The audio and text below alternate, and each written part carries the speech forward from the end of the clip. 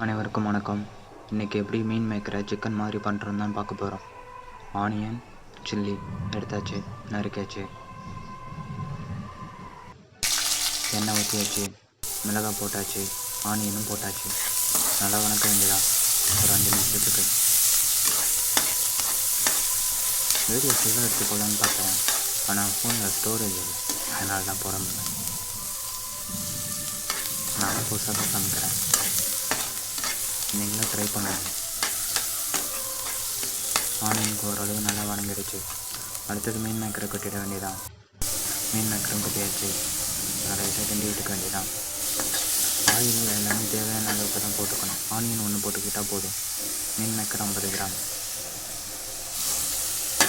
நீங்கள் எவ்வளோக்கு போகிறீங்களோ அவ்வளோதான். உங்களுக்கு தெரியாதது ஒன்றும் இல்லை, எனக்கு ஒன்றும் தெரியாது.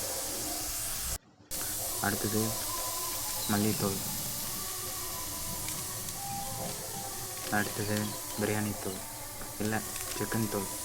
நம்ம சிக்கன் கிரேவி மாதிரி தானே மீன் மேக்கரை வச்சு பண்ண போகிறோம், அதனால சிக்கன் தூள். அடுத்தது லைட்டாக பிரியாணி தூள், அதுவும் போட்டால் அவ்வளோதான் இருக்கும். அடுத்தது கறி மசாலா தூள். அப்போ தான் சிக்கன் கொஞ்சம் மீன் மேக்கரை சிக்கன் மாதிரி இருக்கும். ஸோ ட்ரை பண்ணுவோம். அடுத்தது மல்லித்தூள். அடுத்தது லாஸ்ட்டாக பெப்பர் போட்டுக்க வேண்டியதான். பெப்பர் போட்டால் எப்பயுமே காரமாக இருக்கும், நல்லா தான் இருக்கும். இப்போ நல்லா கிண்டி விட்டுருக்க வேண்டியதான். கிண்டி விட்டால் இப்படி தான் வரும். உங்களுக்கு எப்படி வரும்னா அப்படியே தான் வரும்னு நினைக்கிறேன். அடுத்தது 1 கிளாஸ் தண்ணி ஊற்றிக்கிட்டேன். நீங்கள் ஒரு சொம்பு நிறையா தண்ணி ஊற்றினா தண்ணி மட்டும்தான் இருக்கும், ரசம் மாதிரி இருக்கும். அதனால் 1 கிளாஸ் ஊற்றிக்கோங்க. அப்போ தான் அது நல்லா மெல்ட் ஆகி கிரேவி மாரி நல்லா வரும். இப்போ கொதிக்க ஆரம்பிச்சிருச்சு, கொதிச்சுட்டே இருக்கு.